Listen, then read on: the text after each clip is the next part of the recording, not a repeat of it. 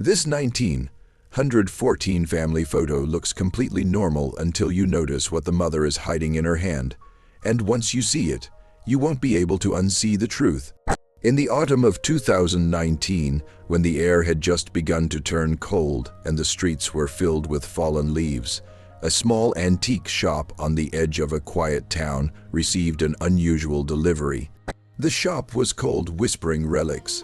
It wasn't famous nor particularly busy, but it had a reputation among collectors. People said that the items found there often had stories attached, stories that were sometimes stranger than the objects themselves. That afternoon, a delivery truck stopped outside the shop and unloaded 3 dusty wooden crates. They came from an old estate that had recently been cleared after its owner passed away. No one in town knew much about the man except that he had lived alone for decades and rarely spoke to anyone. Inside the crates were dozens of old belongings, books, clocks, porcelain dolls, and bundles of photographs tied together with fragile string. Amid all those forgotten items, it was the photographs that caught the shop owner's attention. Her name was Sarah, a woman in her early 30s with a deep interest in history. She loved old photographs more than anything else in the shop. To her, they were like frozen moments, tiny windows into lives that had long disappeared. She carefully untied one bundle and began flipping through the pictures. Most of them were what you'd expect: weddings, family gatherings, children playing in open fields.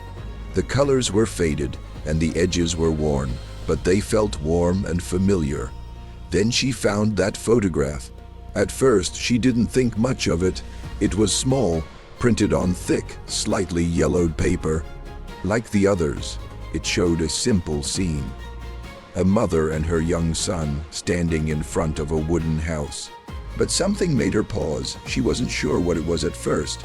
Maybe it was the way the mother stood, too stiff, too still. Or maybe it was the boy, whose expression seemed oddly blank. Sarah turned the photograph over.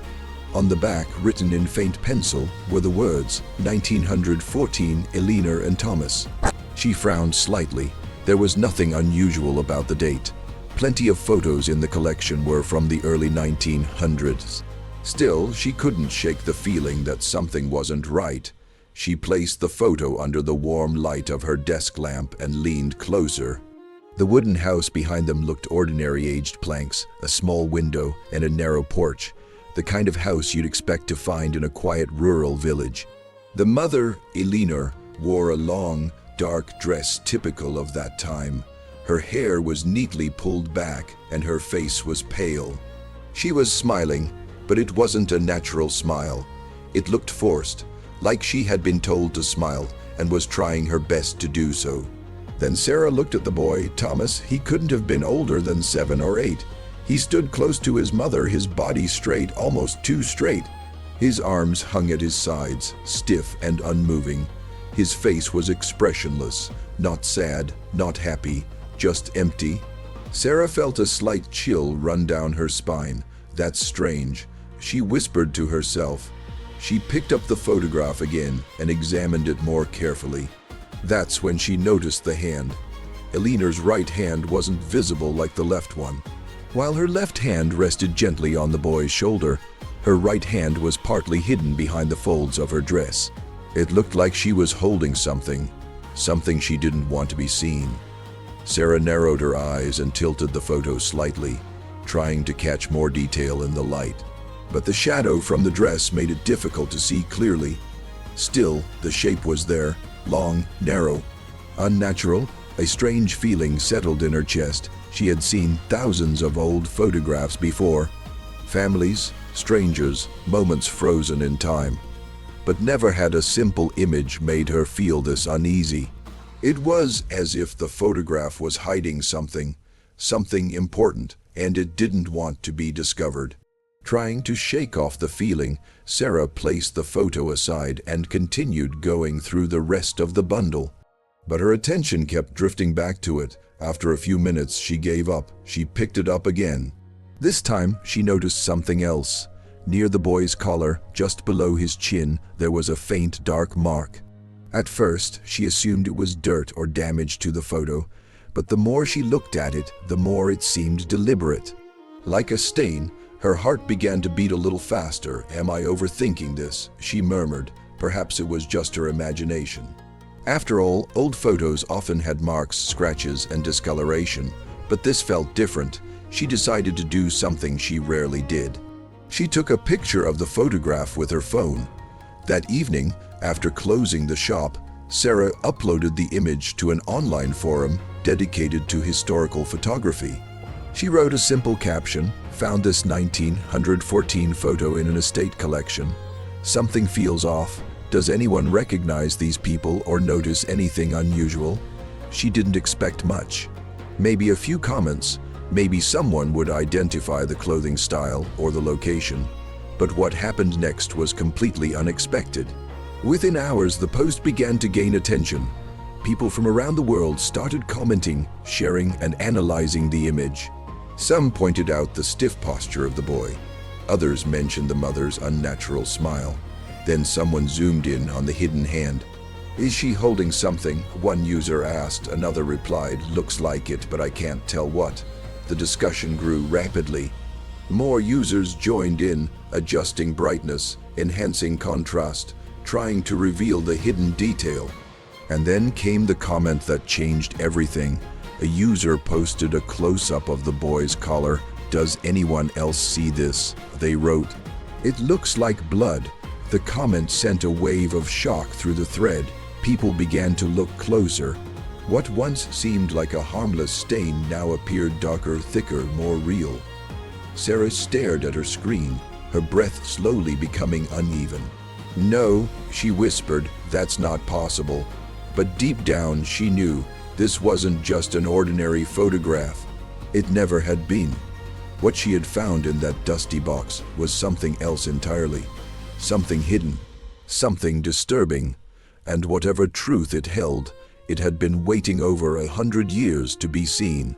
By the next morning, the photograph had spread far beyond the small forum where Sarah had first posted it. It was now on social media, shared thousands of times, with people from different countries trying to solve the mystery. Some were curious, some were skeptical, and others were deeply disturbed. Sarah sat behind the counter of Whispering Relics, refreshing her phone again and again. Notifications kept pouring in, comments, messages, theories, but one thing stood out clearly. Everyone wanted answers. And Sarah realized something important. If this photograph truly held a secret, then the only way to uncover it was to go back in time, to find out who Elinor and Thomas really were. That same day, she decided to start her search. She began with the easiest clue, the names written on the back of the photograph. Elinor Vance and Thomas, 1914. The surname Vance wasn't extremely rare, but it wasn't common either. That gave her hope. Sarah visited the local library, a quiet building filled with old records, newspapers, and archives. It was the kind of place where history lived in silence. She approached the front desk and explained what she was looking for. The librarian, an elderly man named Mr. Hargreaves, listened carefully. He had spent most of his life surrounded by books and records, and if anyone could help, it was him. 1914, you say? He muttered, adjusting his glasses. That's quite a long time ago, but let's see what we can find. He led Sarah to a section filled with old census data, handwritten registries, and microfilm reels of newspapers. The search began. Hours passed. Sarah carefully flipped through pages, her fingers brushing against fragile paper that had survived more than a century. At first, there was nothing. No Elinor Vance, no Thomas, just names of strangers, families long forgotten. But then, finally, something appeared. A record from a small rural village listed a woman named Elinor Vance, living alone with one child. Sarah leaned closer. The document was dated 1913. Next to Elinor's name was a single entry, child, Thomas Vance, age 6. Sarah felt a small spark of excitement. "This is them," she whispered. She quickly noted the village name and continued searching. If this was correct, there should be more records, school entries, tax documents, or at least mentions in local newspapers. But what she found next made her stomach tighten. There was nothing after 1914, no updated census records, no mention of Thomas growing older, no school records, no medical reports, nothing. It was as if Thomas had simply vanished. Maybe he moved away, Sarah suggested quietly. Mr. Hargreaves shook his head. In those days, he said, even moving away left a paper trail, especially in small villages. People knew each other, records were kept. Sarah frowned. Then what happened to him? The old librarian didn't answer right away. Instead, he walked over to a different section and pulled out a box of archived newspapers. Sometimes, he said slowly, the truth isn't in official records. It's in what people say and what they try to hide. They began searching through old newspapers from 1913 and 1914. The pages were filled with everyday news, harvest reports, small advertisements, local events. Then Sarah found something. A short article, barely noticeable among the others. The headline read, "Concern over isolated household." Her heart skipped a beat as she read it. The article mentioned a woman living on the edge of the village, someone who rarely spoke to neighbors and kept to herself. Her name wasn't directly written, but the description matched Eleanor. It said that villagers had grown concerned about strange noises coming from her home at night. Crying, loud thuds, sounds of furniture being dragged across the floor. Some neighbors claimed they saw the boy, Thomas, less and less over time. One line stood out more than anything else. It is said that the child has not been seen for several weeks. Sarah's hands trembled slightly as she lowered the paper. "That's not normal," she whispered. Mr. Hargreaves nodded quietly. "No," he said, "it's not." They continued searching. Another article, dated a few weeks later, mentioned a villager who claimed that the boy had died suddenly. But there was no official confirmation, no death certificate, no funeral announcement, nothing, just a rumor. A whisper, a story that no one could prove. Sarah leaned back in her chair, her mind racing. "This doesn't make sense," she said. "If the boy died, there should be records, a burial, a ceremony, something. Unless," Mr. Hargreaves said slowly, "it was never reported." Sarah looked at him. "What do you mean?" He hesitated for a moment before speaking. In small villages, especially back then, not everything was documented properly. If someone chose to hide something, it could stay hidden. A heavy silence filled the room.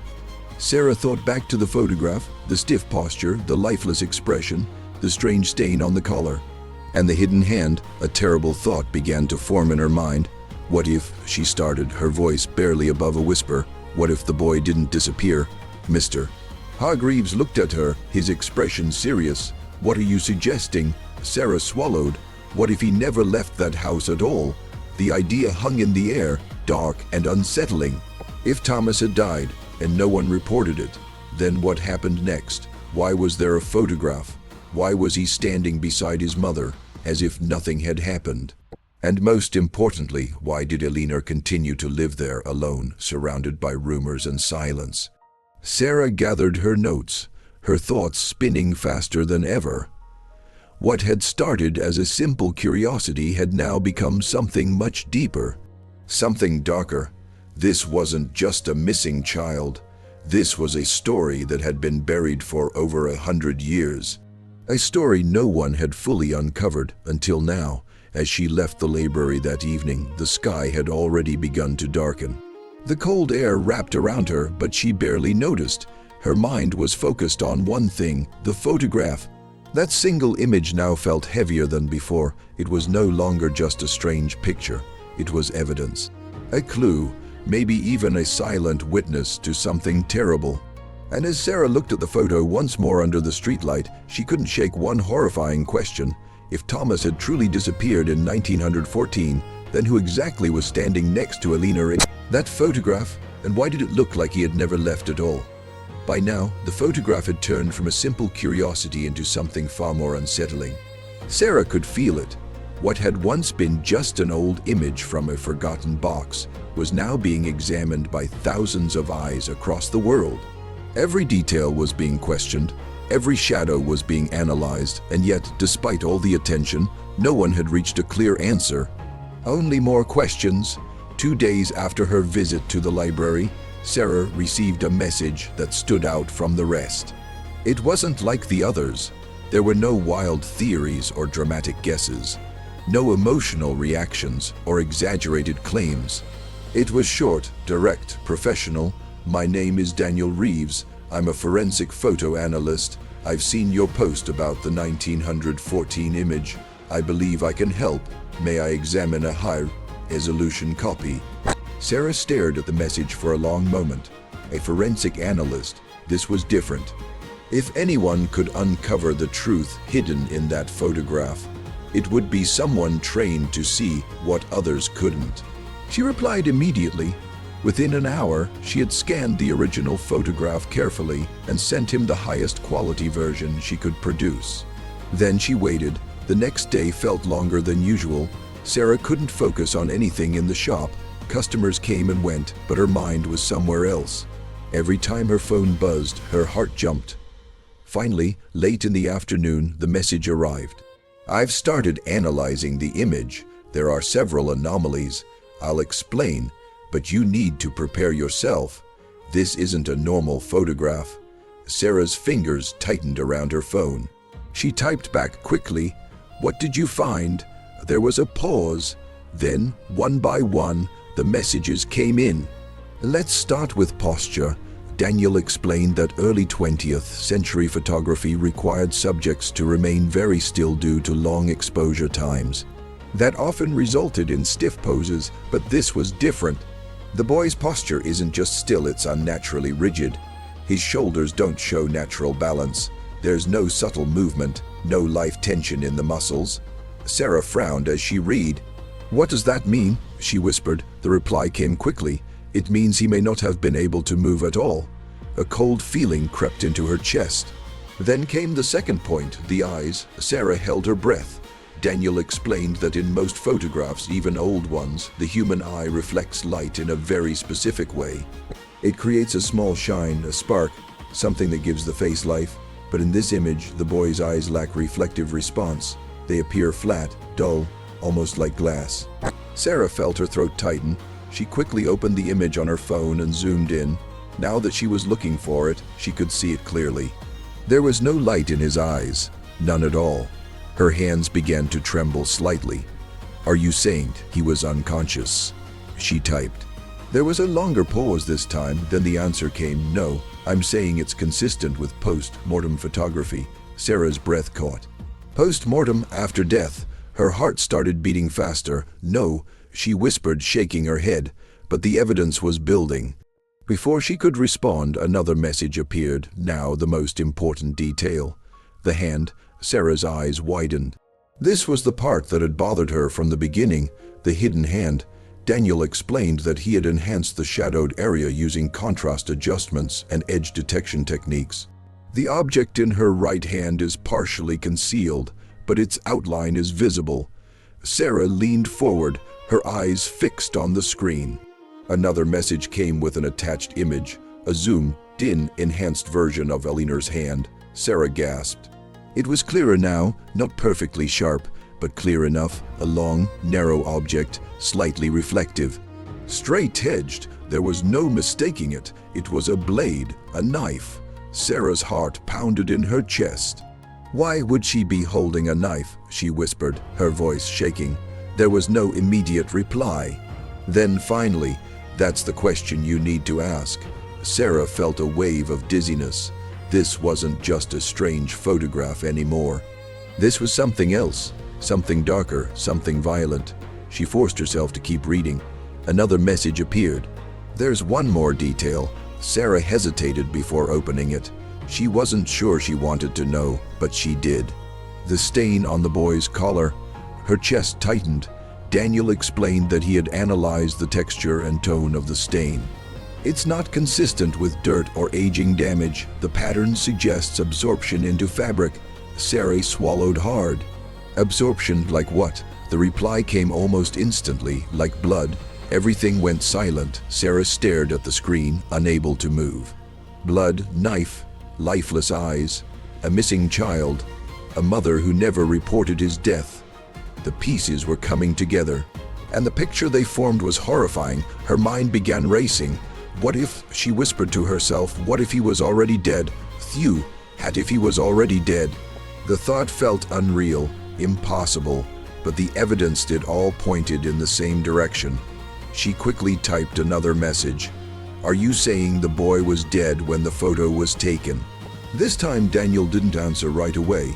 Minutes passed. Each second felt heavier than the last. Finally, the message appeared. I can't say it with absolute certainty.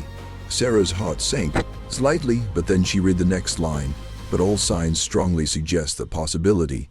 Sarah put her phone down slowly. Her hands were shaking. She looked around the shop, but everything felt distant, unreal, as if the world around her had shifted. She walked over to the counter and picked up the original photograph. For a moment, she hesitated. Then she looked at it again, really looked at it not as a simple image, but as evidence. The boy, Thomas, standing there, too still, too quiet, his eyes empty, his body rigid, the faint stain near his collar, and beside him, Eleanor, smiling, holding something behind her dress, something sharp, something dangerous. A chilling realization settled deep inside her. If this theory was true, then this wasn't just a photograph. It was a moment, frozen in time, a moment after something terrible had already happened. But one question remained, one question that made everything even more disturbing. Why would a mother take a photograph like this? Why pose beside her child after his death? And why keep holding the knife? Sarah felt a cold shiver run through her entire body. Because now, the photograph didn't just feel strange, it felt deliberate, intentional, like it was trying to say something. And for the first time since she found it, Sarah understood one terrifying possibility. This wasn't just a memory. It might have been a message, a silent confession, hidden in plain sight for over 100 years. By the time the analysis from Daniel was complete, the photograph had already crossed a line. It was no longer just mysterious. It was disturbing, and for Sarah, it had become personal. She couldn't ignore it anymore. Every detail now pointed towards something terrible that had happened in 1914, something that had been hidden, forgotten, and buried in silence. But Sarah wasn't ready to let it stay buried. 2 days later, she made a decision. If the truth existed anywhere, it wouldn't just be in photographs or public records. It would be in the place where it all happened, the village. The name of the village, taken from the 1913 census record, was small and nearly forgotten. It didn't appear on most modern maps, but after some searching, Sarah managed to locate it. It was several hours away. A quiet, isolated area surrounded by open land and old roads that few people used anymore. Early the next morning, she locked up her shop, packed her bag, and began the journey. The drive felt longer than expected. As she moved farther from the town, the roads became narrower, the buildings fewer, and the silence deeper. The modern world slowly faded behind her. By the time she reached the village, it barely felt like a place where people still lived. A few old houses stood scattered across the land. Some looked abandoned. Others showed faint signs of life, smoke from a chimney, a curtain moving behind a window. Sarah stepped out of her car and looked around. It was quiet, too quiet. She approached the first person she saw, an elderly woman sitting outside her home, wrapped in a thick shawl. "Excuse me," Sarah said gently. "I'm looking for information about a woman named Eleanor Vance. She lived here a long time ago." The woman didn't respond immediately. Instead, she looked at Sarah carefully, as if trying to understand why anyone would ask such a question. After a moment, she spoke. "That name," she said slowly. "I haven't heard it in many years." Sarah felt a small surge of hope. "You know who she was?" The woman nodded faintly. "People here didn't talk about her much," she said. "But we knew." Sarah's heart began to beat faster. Knew what? The woman hesitated. Then she looked away. Strange things happened in that house. Sarah leaned closer. What kind of things? The woman sighed softly, as if remembering something she had tried to forget. "They said she was not right in the head," she said, "always quiet, always alone, and the boy Thomas," she paused. "What about him?" Sarah asked. The woman's voice grew quieter. "He stopped coming outside." Sarah's chest tightened. "Do you know what happened to him?" The woman didn't answer right away. Instead, She raised a trembling hand and pointed toward a distant area, just beyond a line of trees. "The house is still there," she said. Sarah followed her gaze. In the distance, barely visible through the trees, stood an old, broken structure. Even from afar, it looked abandoned, forgotten. "People don't go there," the woman added. "Why not?" Sarah asked. The woman looked at her again, this time with a hint of fear in her eyes, because some things are better left alone.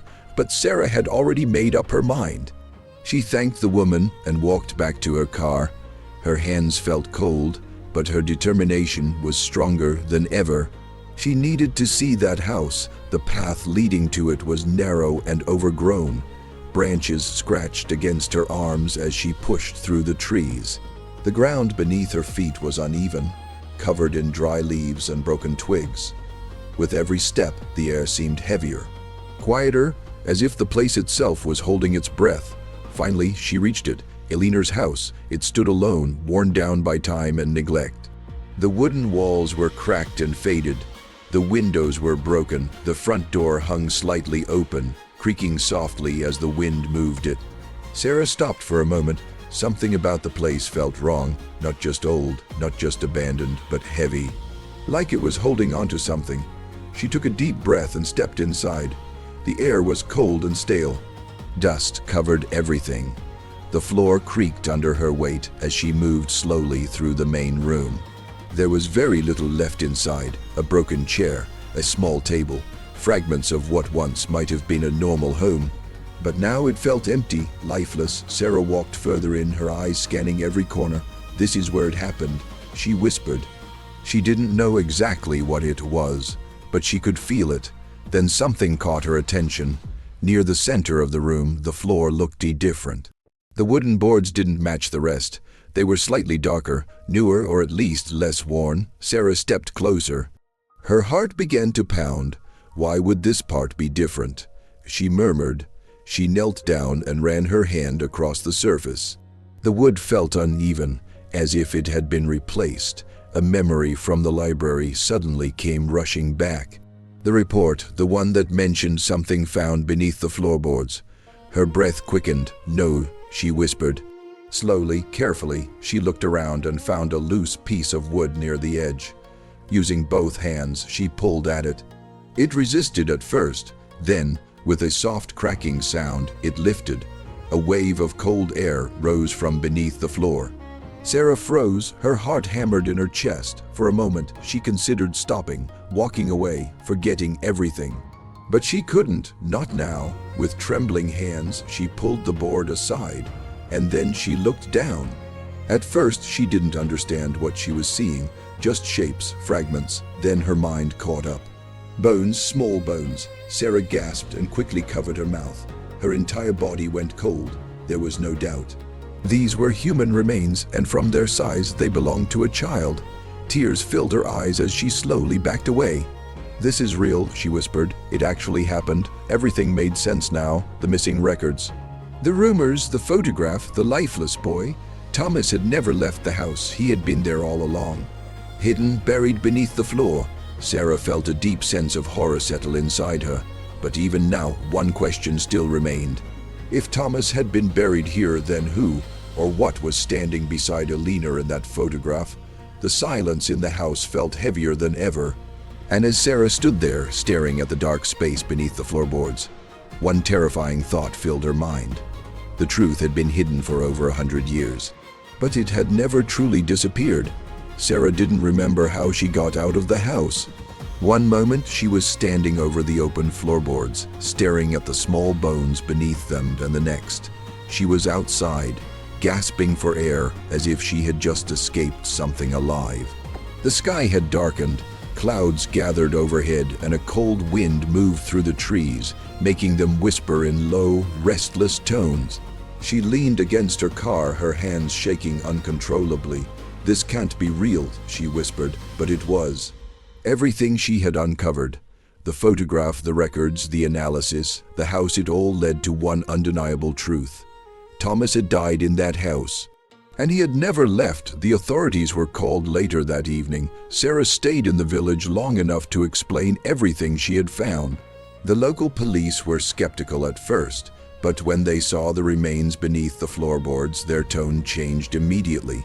The house was sealed off, and investigation began. For the first time in over 100 years, the silence surrounding Eleanor Vance was broken. Days later, Sarah returned home, but something had changed. The shop felt different now. The quiet corners, the old objects, the faded photographs, they all seemed heavier somehow, as if they carried more than just history. She placed the photograph of Eleanor and Thomas on her desk and stared at it. It no longer felt like a mystery. It felt like evidence. The official reports came in slowly. Experts confirmed that the remains found beneath the house belonged to a child, approximately the same age as Thomas. There were signs of trauma. The details weren't fully released, but one fact became clear. The child had not died naturally.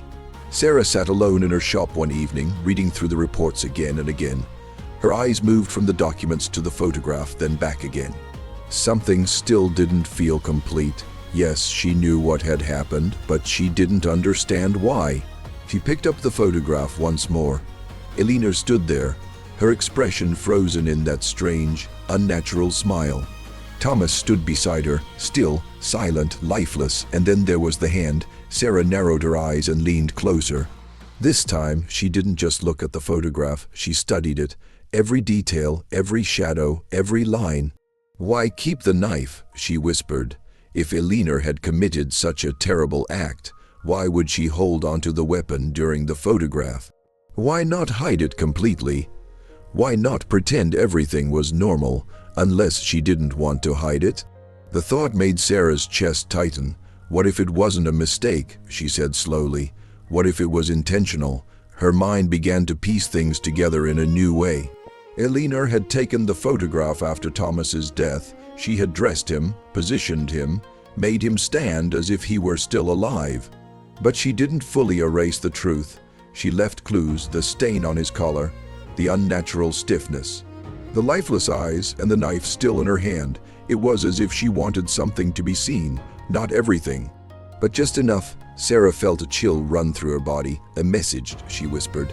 Back in the early 1900s, post-mortem photography wasn't unheard of. Families sometimes took pictures with deceased loved ones as a way to remember them. But those photographs were gentle, respectful. They tried to preserve love. This photograph was different.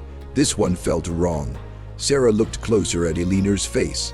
The more she stared, the more unsettling it became.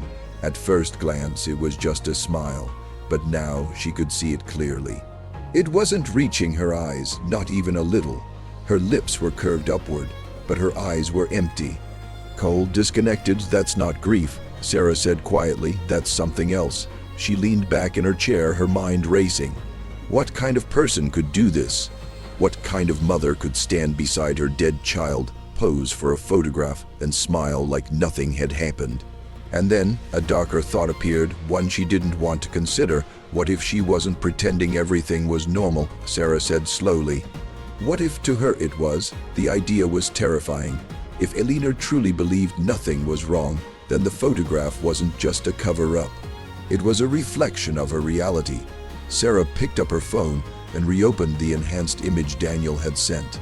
She zoomed in on the knife again. The blade caught the light, faint but unmistakable. A weapon, a clue. A choice. She kept it visible, Sarah said, not fully hidden, just enough to be missed at first. And then it hit her. Eleanor hadn't taken the photograph to hide the truth. She had taken it to control it, to decide how the story would be seen, to create an image where everything looked normal on the surface, but beneath it, the truth remained. Waiting, a silent confession. Sarah felt a deep, uneasy understanding settle inside her. Eleanor didn't run. She didn't report the death. She didn't destroy the evidence. She stayed in that house with the secret. And she captured it in a single photograph, as if she knew that one day someone would look closely enough to see it. Sarah placed the photograph back on the desk. Her hands were steady now, but her heart felt heavy. The case was officially reopened, even after all these years. Historians, investigators, and researchers began studying Eleanor Vance and her life more closely. But some questions would never have answers. Why did she do it? What led her to that moment? What was she thinking when the photograph was taken? No one could say for sure, but one thing was clear: the photograph was never just a memory. It was never just a portrait of a mother and her son. It was something else entirely.